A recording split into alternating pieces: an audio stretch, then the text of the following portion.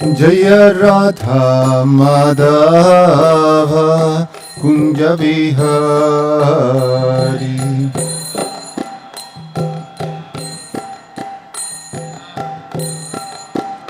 Jaya Gopi Jana Bhalabha Giribharadhari.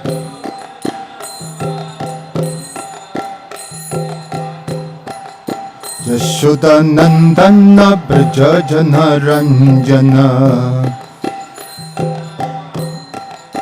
Jamuna Tira Bhanachari.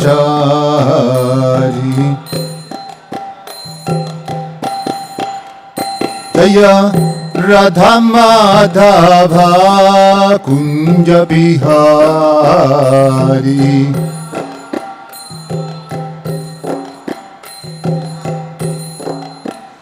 Jaya Radha Madhava Kunja Bihari.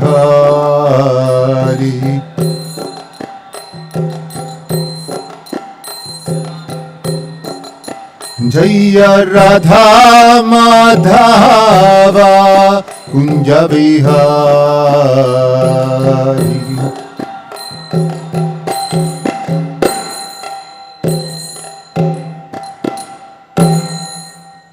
Jayam Vishnupad Paramahansa Parivrajacharya Ashtatara Srimad, His Divine Grace A.C. Bhaktivedanta Swami Srila Prabhupada Ki Ananta Koti Vaishnava Vrinda Ki, ISKCON Founder Acharya Srila Prabhupada Ki, Grantaraj Srimad Bhagavatam Ki, Nitai Gaura Premanandi.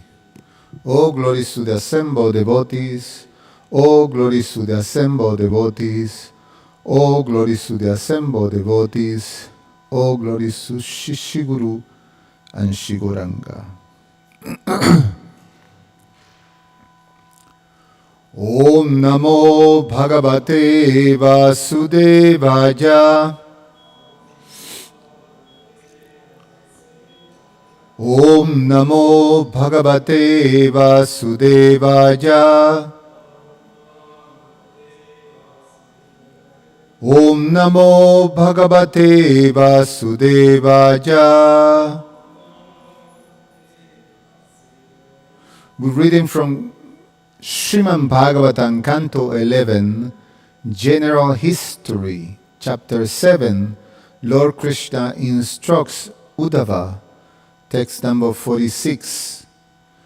Kvachit chana kvachit spata upashya sreya ichchatam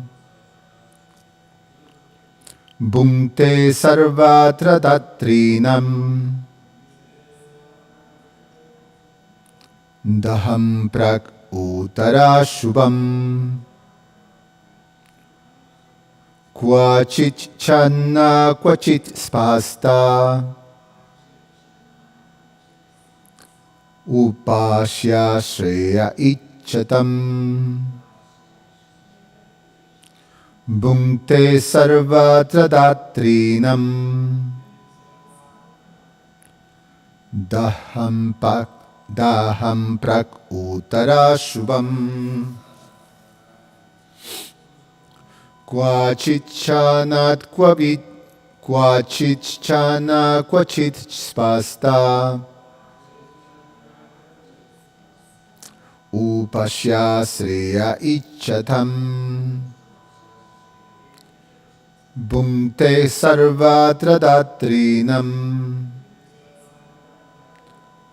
dahan prak utara shubham. Please chant. Kvachit chana kvachit spasta upasya sreya ichchatam bhungte sarvatra datrinam daham prak utara shubham. Kvachit chana kvachit spasta Upasya Sreya Ichatam Bhunte Sarvatra Datrinam Dahan Prag Uttara Shubham.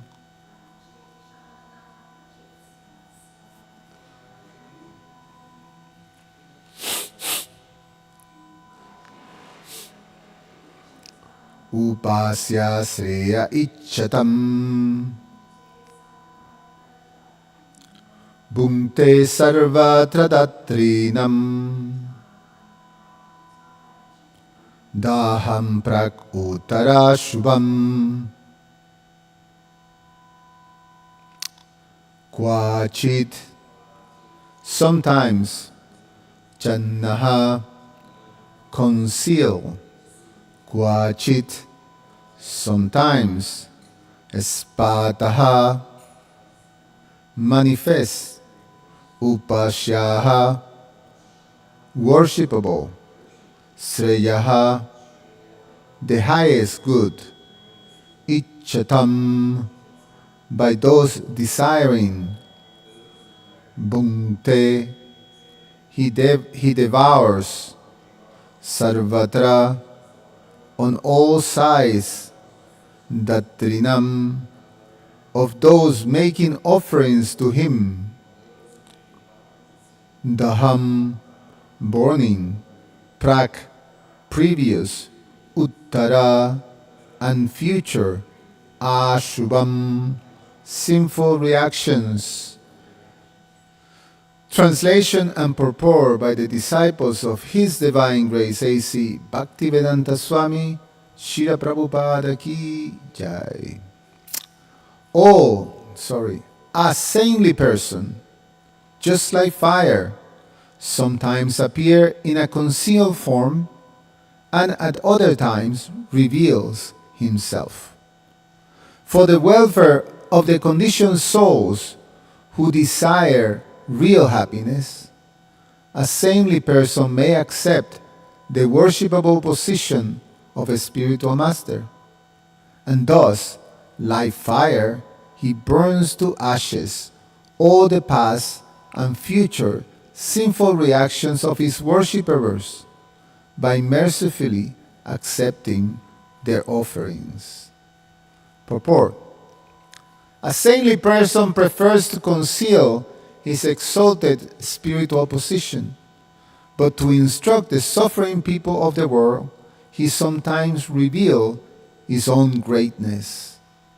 This is compared to a fire that sometimes burns unnoticed beneath the ashes, and sometimes blazes openly. Just as fire devours the ghee and other offerings given by the performers of sacrifice, similarly, a saintly person accepts the praise offered by his conditioned followers, knowing that in fact all praise is meant for the Supreme Lord, Krishna. Although an ordinary person immediately becomes puffed up and foolish when he is praised, such inauspicious tendencies within a saintly person are burned to ashes by his attachment to the absolute truth. In this way, he is just like fire. Om Ajnana Timirandasya Jnananjana Shalakaya Chakshur Militangyena Tasmai Sri Gurube Namaha. Namahum Vishnupadaya Krishna Prasaya Bhutale Srimate Romapada Swamin Iti Namine. Namahum Vishnupadaya Krishna Prasaya Bhutale Srimate Bhaktivedanta Swamin Iti Namine. Namaste Saraswate Deve Gauravani Pracharine Nirveshesha Shunyavadi Pashatya Deshatarine Vanchakalpatarubhyascha Kripasindubhya evacha Patitanam Pavanevyo Vaishnavevyo Namo Namaha.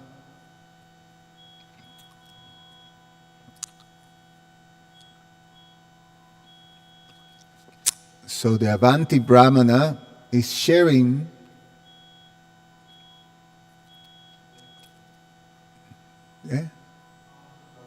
The Avadhuta, but that's the Avanti Brahmana. The Avadhuta Brahmana is different? Right. I got okay. So the Avadhuta Brahmana, he is sharing with Yadu Maharaj these 24 gurus. So this is the first handful of gurus. Among them, today's guru is Agni Guru, the guru of fire. And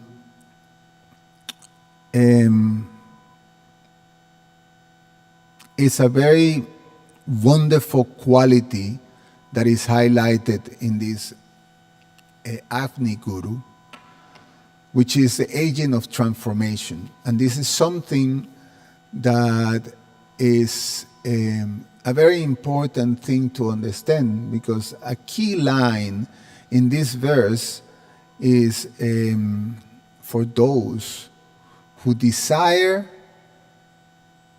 happiness. Well, how's it say here? The conditioned souls who desires real happiness. For conditioned souls who desire real happiness, this is a very important principle and element to understand. That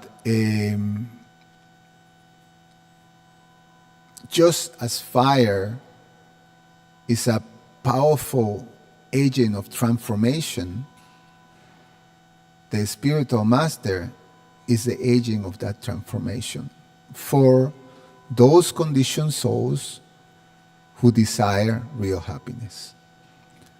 So I like to concentrate, this sort of discussion on this fire guru as the agent of transformation, and in itself the alchemy of transformation.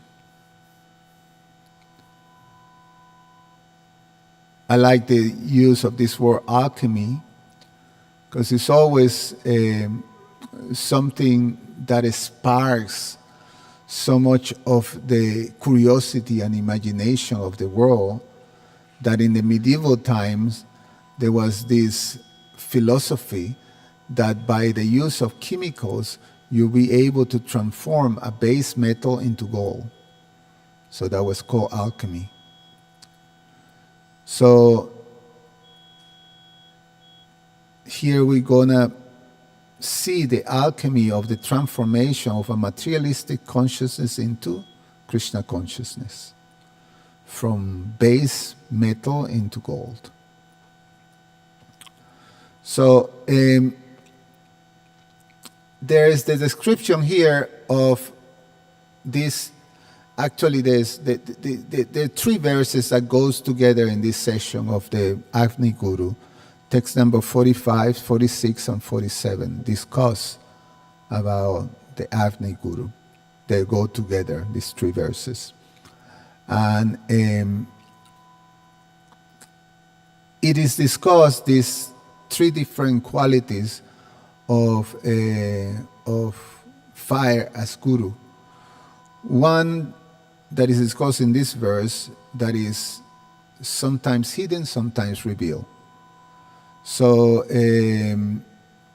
so this whole thing that a saintly person is not someone that you will find advertising themselves,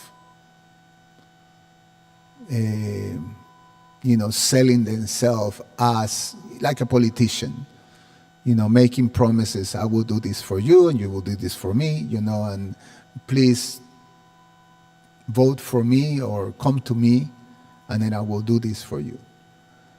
A saintly person, that's not the quality of the saintly person. He doesn't advertise himself. And sometimes it remains disguised. It's not, is hidden. Just like fire is sometimes hidden under smoke or under ashes like that. But sometimes it becomes fully manifest. And the reason that is given here is discussed in the purport, is that it becomes fully manifest when out of compassion for the conditioned souls. So then it fully manifests that glory. Otherwise, the saintly person doesn't need to do that. It remains like hidden. And we see that in the example of Srila Prabhupada. Srila Prabhupada in Vrindavan, before coming to America, was a sadhu in Vrindavan that it was not necessarily recognized. It was not recognized by most of his god brothers in the institution of his Guru Maharaj. He was recognized by his Guru Maharaj, but Prabhupada remained another sadhu.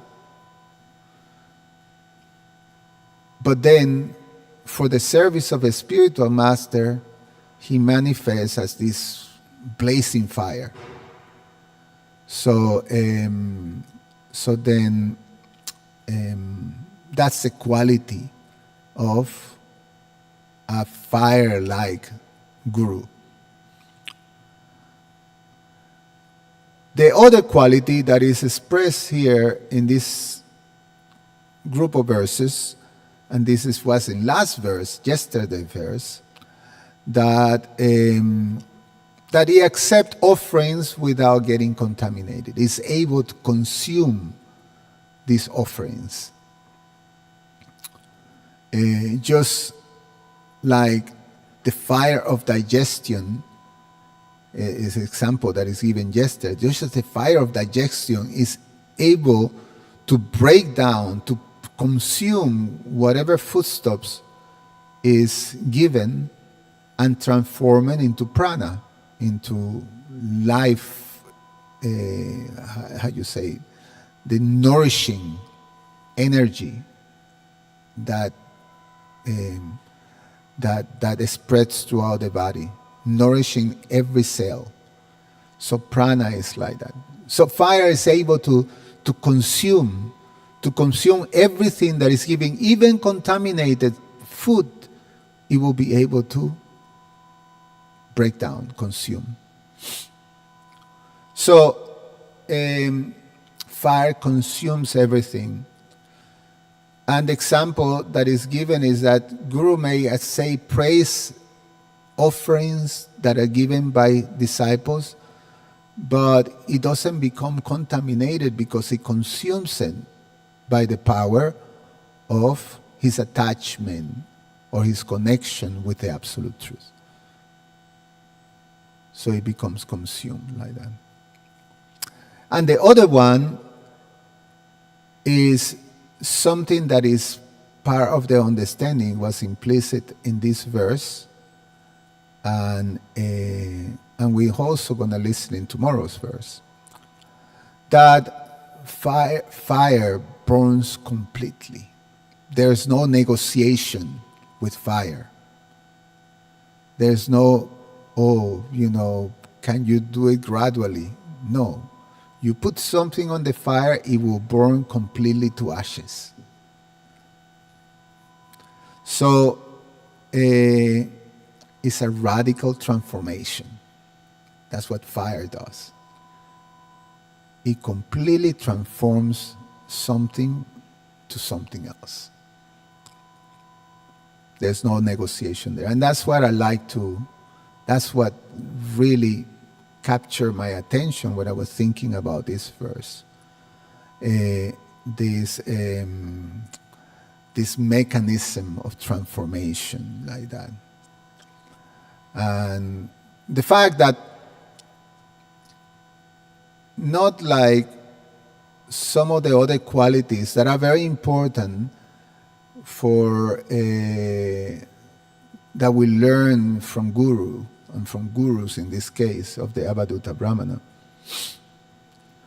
But that this is not to improve oneself. The fire doesn't improve wood or doesn't improve. This is not about self-improvement or cleansing in one sense. Cleansing, you just improve your dirty condition. Fire is not, this quality is not what is being highlighted here. Fire reduces the whole thing to ashes. So it's not for improvement. So in the same way, a spiritual transformation is not self-improvement. A spiritual transformation is self-transcendence. Is we able to transcend from being conditioned to being Krishna conscious, like that. So this is the quality that is being highlighted here. It is again the quality of transformation, and the analogy is used in so many ways by Krishna in the Bhagavad Gita. In the 4th chapter, Krishna says, just like blazing fire turns firewood into ashes, similarly, Arjuna, the fire of transcendental knowledge will burn to ashes all reactions. And that's what is said today in the verse, that the fire guru, the guru, will burn to ashes the reactions of any past and future karma. Will burn to ashes. So this is a very powerful thing. And the other aspect that we understand, so one is that it burns. It completely transforms, radically transforms. The other one is that how the example that's given of iron, how initially, that in one sense you see how the process or the whole mechanism of how that transformation happens is very much pictured by the example of the piece of iron. We hear that very much, that example. You put the piece of iron in the fire and first start to absorb the heat. It's not an immediate thing, then poof, the whole thing just like melted and becomes red hot like that. The iron first is separated. It's a separate thing. It's a piece of iron. You put it in the wood and gradually start to absorb that heat. And it's absorbed that heat at one point, it start to behave like fire. So in a similar way, conditioned souls enters into the association with saintly persons that are like fire, gurus. And then, as with that association, we start to take the qualities, gradually take those spiritual qualities, and eventually we will act, will be fully spiritualized. So, when it's applied properly, there is no imitation. It is transformation. It is actual transformation that is happening. And that's the important principle. Another one that we know from fire is that fire produces light. And fire produces light, then it transforms darkness into light. So then we have we offer this we offer this prayer to our spiritual master, Om Agyana Timirandasya, that by the spiritual master, by the mercy of the spiritual, my eyes has been opened from the darkness of ignorance by the torchlight of knowledge. And Krishna says that in the Bhagavad Gita, in the Chatur Sloki, he makes that point. Teshan evanukam partam, that yena dipena bashvata, that by the torchlight of knowledge I dispel all darkness. So from within the heart, Krishna illuminates. So the spiritual master is the carrier of this torchlight, this fire of knowledge that illuminates. So it transforms darkness into light. And we're able now to start to see, to understand. So there's this transformation. So therefore,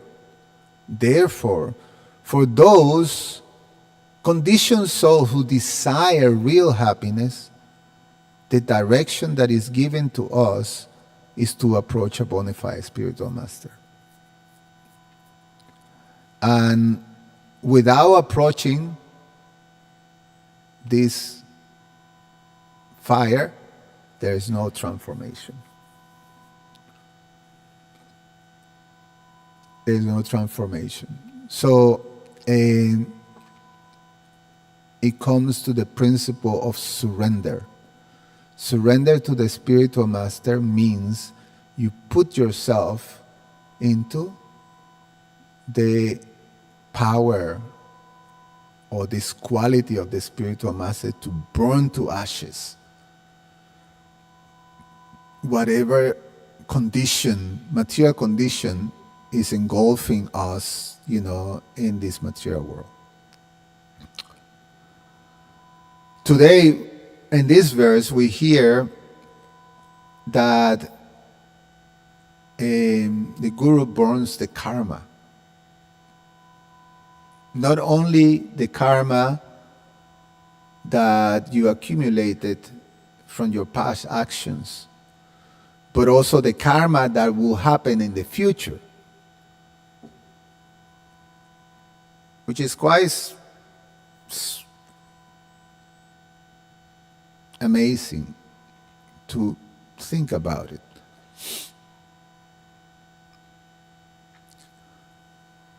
So the fire of the spiritual master have that capacity. In general, we hear when we take initiation, the spiritual master has burned, in that moment that when you put when the conclusion of that of the yagya is there, of initiation, that you put the banana in the fire pit. That represents, your previous materialistic life, and it gets burned by the fire of the yagya. So the spiritual master burned your previous karma. Then it comes, now I still have this propensity to act according to my conditioned nature. That transformation it continues happen by the association of the spiritual master and by properly applying the directions of Krishna in relationship to the spiritual master. Pari prasnena sevaya, Krishna instruct. It's a continuous thing. It's a continuous thing that have these elements of submissive inquiry and service.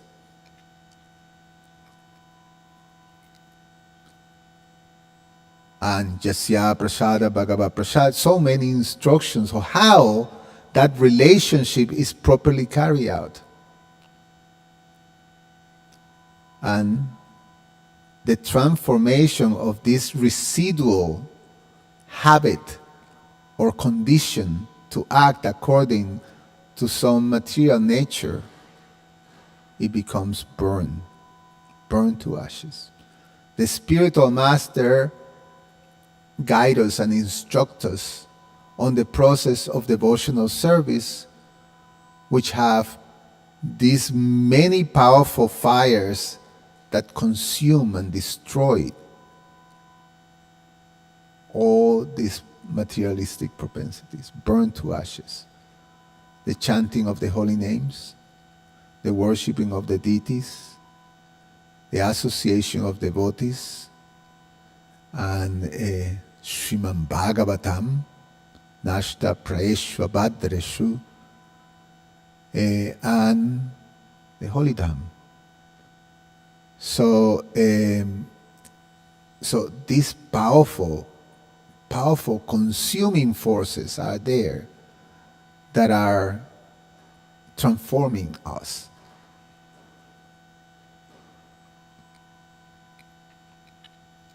It is explained that we have to, in one sense, keep ourselves in that fire.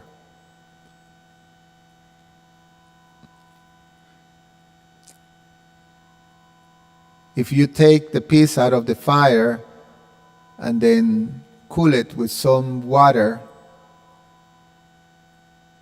then put it back and take it out and cool it a little bit, it's too hot, then it's going to take longer.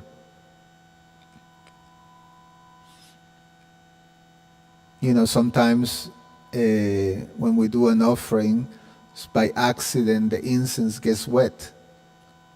And then you have to try it and keep the fire on until it becomes dried and fires. So the much wet we made ourselves, then it would take longer for the fire to act. But it will act. There's no negotiation there. So that's why, somehow or other remain in devotional service. Even if we are going through hard time and not able to, we're going into the kanishta thing of upside down, not able to, anishtata bhakti, not able to maintain, vows and all these things. You remain in devotional service and it will act. It will act because there's no negotiation with fire. So the guru burns karma. So it's nice to understand to go a little deeper on karma. And this is something that through our Bhakti Shastras are explain that karma is not just an event, but it's a whole structure. It's a space that is given to us that sometimes is described like is like a field of action that is enclosed, that is given to us. A nice example, one devotee one time put it to me, explained it to me, was like, you are, when you're flying in an airplane, you have a very limited space, and within that space, you can make choices. You can stand up from your seat and then walk, and then back to your seat, and then you can recline it, you can do this, you can do that. So you can do things, you can make choices, but they're very limited. There are limited choices. The other example that is given in the scriptures is when you have a bull and you tie the bull from the nose into a pole, so the bull goes around, but you can go further than when that rope allows you to. So there is an area, there's a space, there's a structure. So karma is like that. There's a structure of karma. So when we unpack that structure, it is described in these 4 different elements. One is samskara, which have to do with my memories, with my impressions that are there in my mind. Desire, vasana, which is the desires that arise also in mind. It's all here. And ahamkara, the identity that I have, upadis. I have particular conceptions of who I am.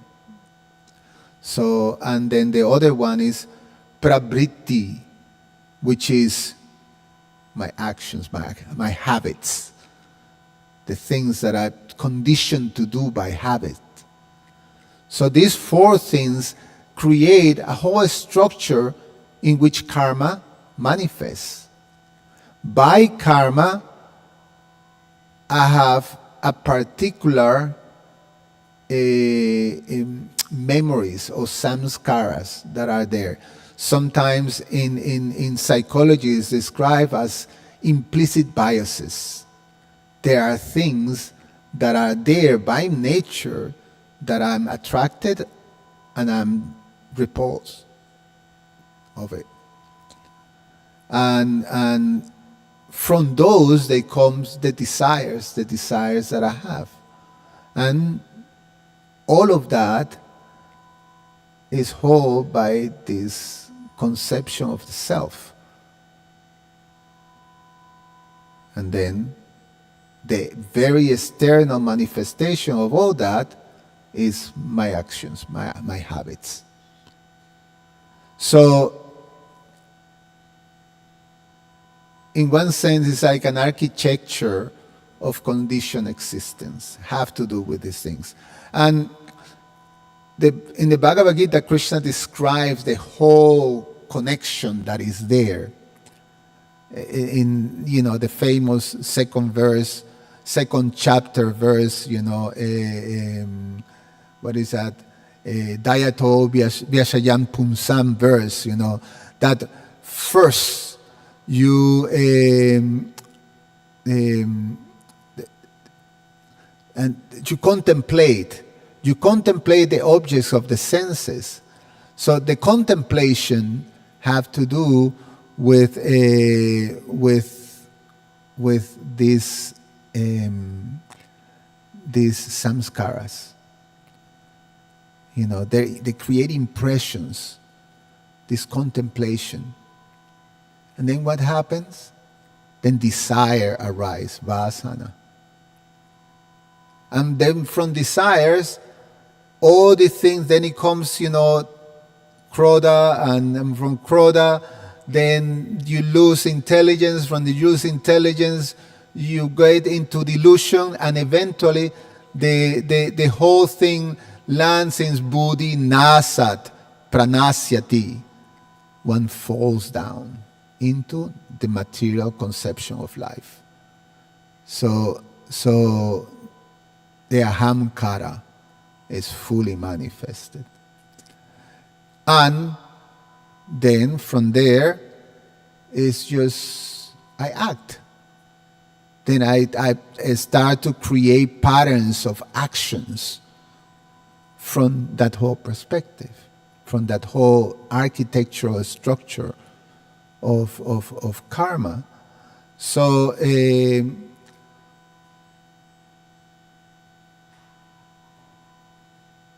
I'm caught into that.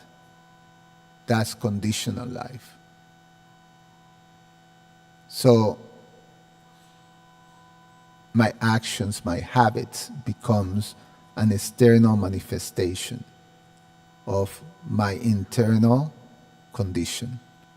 So then you have implicit biases explicit biases. And that's condition for every single soul.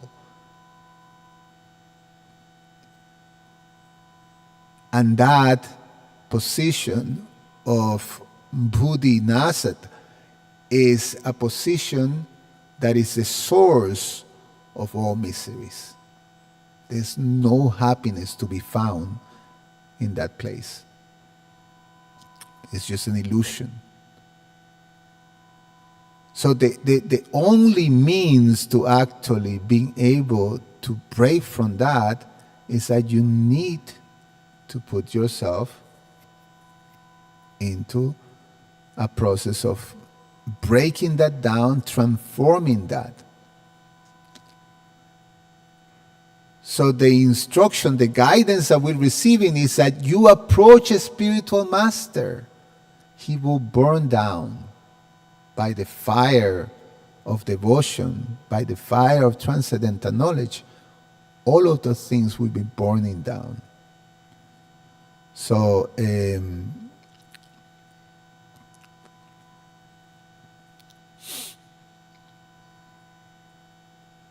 yeah, especially when it becomes the things that we immediately try to cultivate, to attack, is habits. And if we don't do that, then what happens? Those habits will create the future karmas. Janjam vapi smaram bhavam, that whatever our mind is, then we act. And at the time of death, that will give us our next body. That will take us to our next body. So therefore, that's how the spiritual master is able to burn not only the past impressions that are there, but also the future ones by curtailing or by transforming our actions, our habits.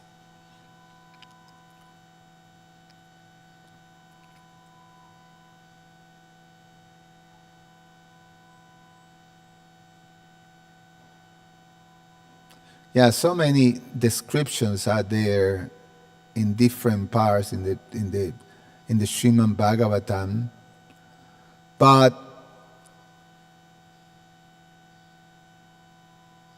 the importance of actually understanding that how much we're depending on the mercy that we receive from Guru and Krishna to become free and to be able to transform our lives.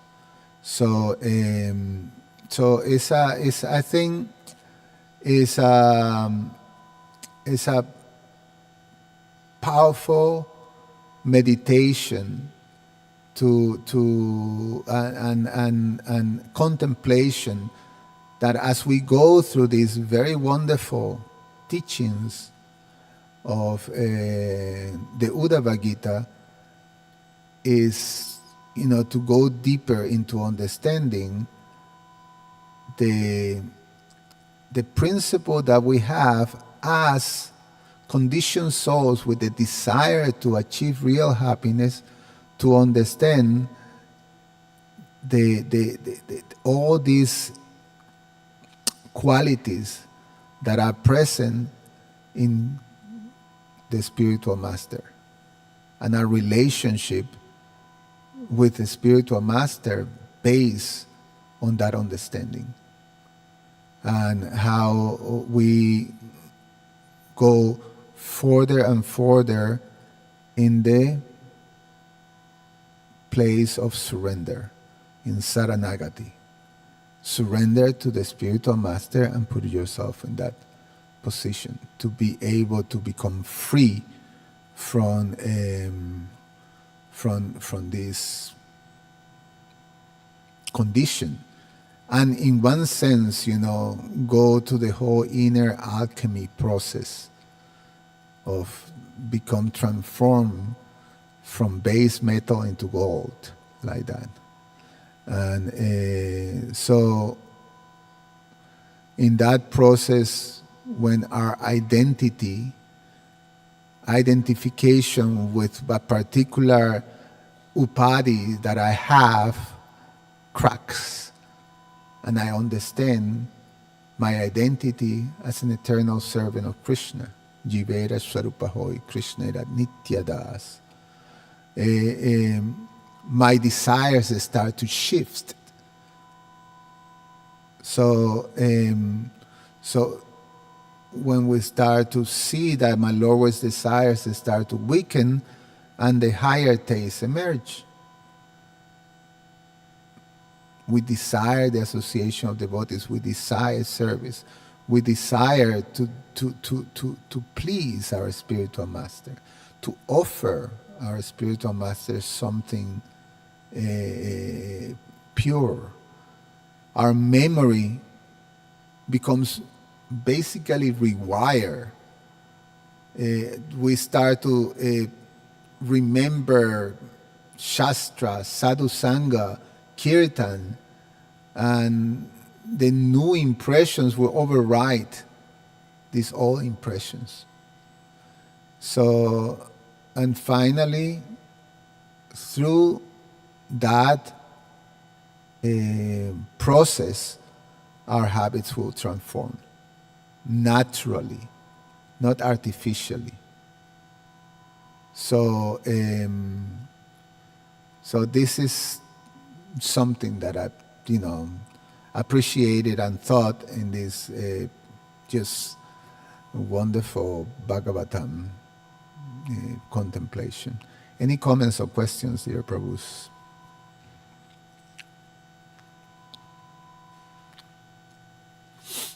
Hare Krishna. Thank you, Prabhu.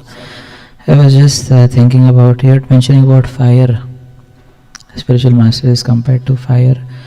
And then later you spoke also about vasanas, the samskaras, vasanas, ahankara and pravrutti. So I was thinking, interestingly, Krishna also mentions lust as fire. He says in the 3rd chapter that it keeps on burning, it never extinguishes. So that fire is within. And then spiritual master is also said to be within, but without also. So many times it may happen that because of the fire of desire, fire of kama within, we may not desire to approach the fire of spiritual master, because that fire will extinguish this fire. Yes, yes. So we are afraid of that. So that was one thing, like how can we approach the spiritual master in spite of having all desires? That was one thing. Second thing was, I was remembering 10th canto of Srimad Bhagavatam, where Krishna devoured the forest fire. And our acharyas mentioned that this forest fire represents internal discord and conflict within Vaishnavas, in a Vaishnava community. So when that fire is also there, then it becomes difficult to burn all the anarthas, because that keeps on increasing, that internal conflict, and the quarrel may reach to such a point where an entire organization or institution can get damaged. Srila Prabhupada said that ISKCON does not have problem from outside, the main problem is inside. So both these fires you can talk about something. Yeah, it's true. I was thinking about that, because we, Dabagni Nirmapanam, that the fire of conditional life. But we dealt with that where the Guru is also considered like water, that extinguishes fire. So there's these different analogies that are applied, different applications of the Guru. In this sense, the Guru is fire to burn to ashes unwanted things from within the heart, weeds like that. And is like water to extinguish the fire of conditional life of repeated birth and death. Samsara dava navalilaloka, it's like the merciful cloud, rainy cloud, and pours rain over that blazing fire. So, yes, it's there. The analogy is used differently for different applications. So, in one sense, we're taking the principle and yes, the fire can act. It's like anything. Something can be positive, something can be negative, depending on how it's being used. The same fire that can burn to ashes and transform something into positive can be used contrary like that, I would say. Yeah. Shivara, Prabhu, you want to say something? It's microphone. Ah?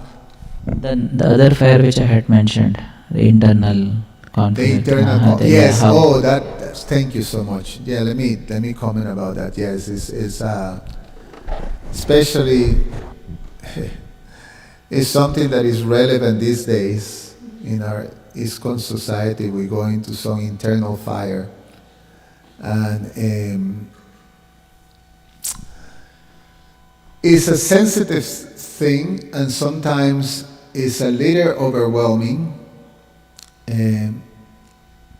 But particularly myself, I take inspiration and try to follow in the footsteps of my spiritual master. Sadhus remains, untouched because they have these principles of genuine detachment. And it's not uncaring detachment, but it's something to do with you do the right thing, but you have complete faith in Krishna's control. Krishna is, purifying the whole thing, creating all these things to actually bring the sincere followers into a much higher position.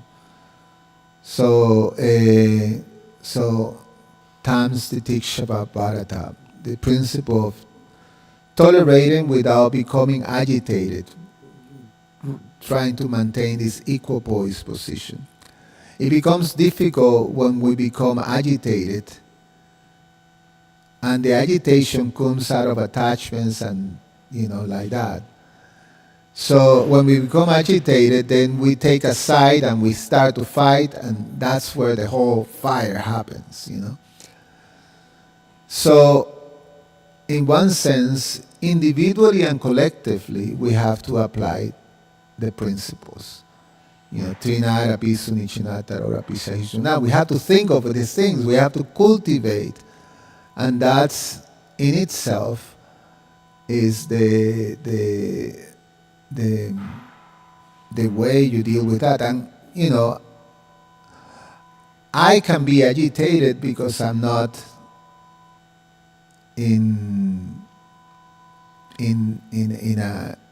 I'm still vulnerable because of material condition, but I remain closely connected to my spiritual master, who is sadhu, who remains equipoise. And equipoise, again, doesn't mean you don't act, but you act in a way that you're not agitated. You're equipoise. So by remaining closely connected, it's like you're like close to the fire. Those things get, properly burned. And that's how Krishna acts. When he consumes the fire, it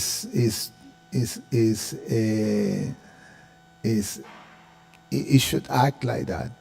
In one sense, we have, as a community, especially now when different conflicting ideas are part of our movement right now, and is becoming is agitating a lot of devotees. We have to remain and remember how to be properly equipoise, and being able to express our opinion, but like that. Cultivate those things and be overall, it's the importance of Vaishnava etiquette to be able to remain respectful, and it's something that will come as we mature. That's something I may say about that. Yes, Prabhuji. In this shloka, there are two nature of a pure devotee or sadhu has been mentioned, that he conceals his bhakti. There are some sadhus who conceals his fire of bhakti, and some sadhus who reveals the fire of bhakti. So it is mentioned that those who conceal the bhakti, it is like the fire is covered with ashes. It doesn't appear the fire is there, but they are just covered with the ashes. They try to conceal themselves.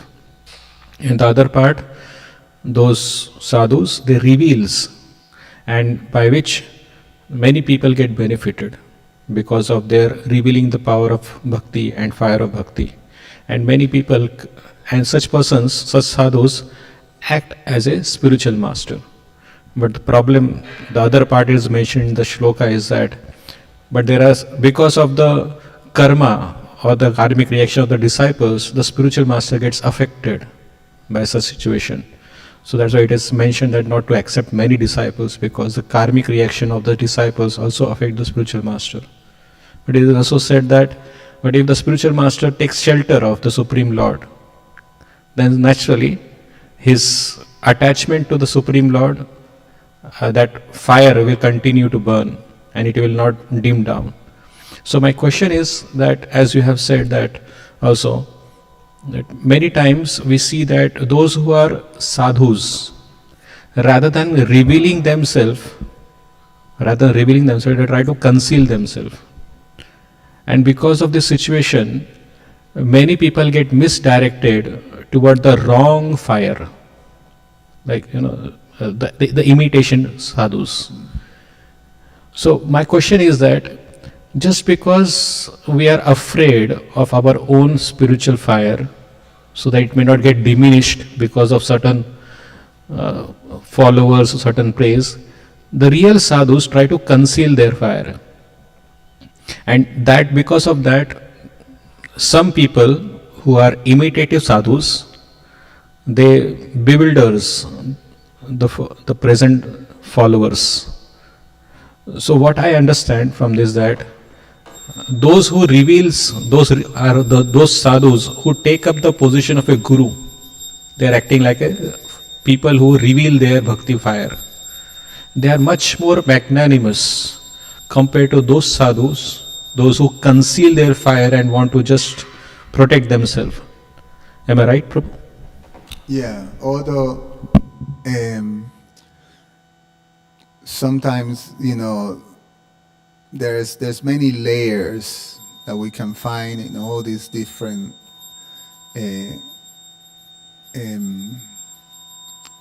explanations like that. When we see from the perspective of our tradition, or what we receive from Srila Prabhupada and our immediate, disciplic succession, Srila Bhaktisiddhanta, Srila Prabhupada, Srila Bhaktivinoda Thakur, the mandate that we receive is that we're preachers, we're in a mission, we're Goshtianandis. We're to be out there preaching the gospel of Krishna consciousness. Not Bhajananandis, who are in one sense concealed. They're focusing their internal bhajan, and so you're not out mixing with the general public in order to help them. So both are bona fide, though both are part of our tradition, But what we receive, the mandate that we receive from our founder Acharya, is that we're out. We're a missionary institution. So, so that's there. That's one aspect of what you highlighted. The other aspect is that we also have to be realistic of our capacity. We have to be mindful, and we have to be honest with ourselves to understand our capacity. So you be very watchful about that. That's another aspect. And the other aspect is that also part of the mandate that we receive, and the training that we receive, is that we do take risks for the service of the spiritual master and Krishna. Even to the points that it may not be my nature to be out there. I'm a more reserved person, or introverted, I'm not, there's some devotees that are naturally reach out, so I'm more reserved. But I will take risks for the service. I remember, you see it so much graphically in some book distributors, And I remember there was this Mataji in the ashram in Brooklyn, and she was one of the bigger book distributors. I got, one of my first books from her. And her name was Niti Laksha. Remember Krishnarchana? Niti Laksha Prabhu was this very, very shy person. She actually didn't speak. It would be a rare thing when you hear the sound of her voice like that. And she was one of the most successful book distributors in the temple, and temple that was a sizable temple. And the technique that she had, she couldn't speak. She was too insecure or whatever it is. Whatever it was a person that you can hardly hear. You don't notice, you don't see, that type of person. Completely concealed. You don't know what she understood or what, but sadhaka, paka, and a great preacher. So her technique was this: she couldn't speak, she had cards. So she will give persons, she will, hello, then the people that stop, she will give it a card. The person will read, and the card will say, something, take the book, blah, blah, something, give a donation, and people will take the book and give the donation. And she will distribute so many books. So it's a person going out of her comfort zone, out of surrender for her spiritual master, and becomes empowered. So that's another aspect of, even I'm concerned about so I have to be mindful of my capacity, and if I'm gonna do something that is gonna burn me, not in a good way, so then I have to be careful with that. But how do I do that? I can rationalize myself on my own, and that's usually a bad formula. Or I do it with my spiritual master, Pari Prasnena Sevaya. I place my doubts. You asking me to go out and to preach, but I feel a little overwhelmed by it. So what should I do?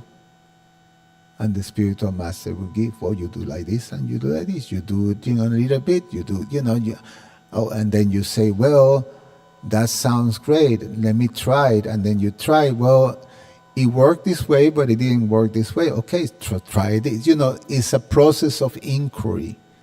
It's a process of inquiry and a submissive inquiry and service. And we just apply it. The problem is when we have this independent, we give in to the independent mentality. And then that's when we're in problem. That's when, the fire takes longer to act.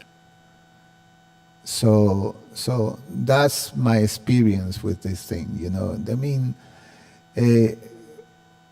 we were trained to place the whole thing at the lotus feet of your spiritual master. So I'm struggling like this. If it's something that is really affecting your service, you must talk to your spiritual guides.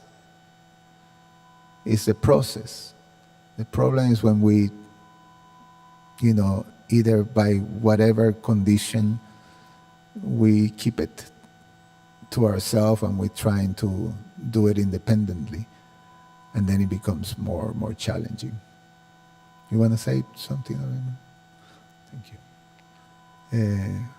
Should we stop here? Krishna Archana, Grantara Srimad Bhagavatam ki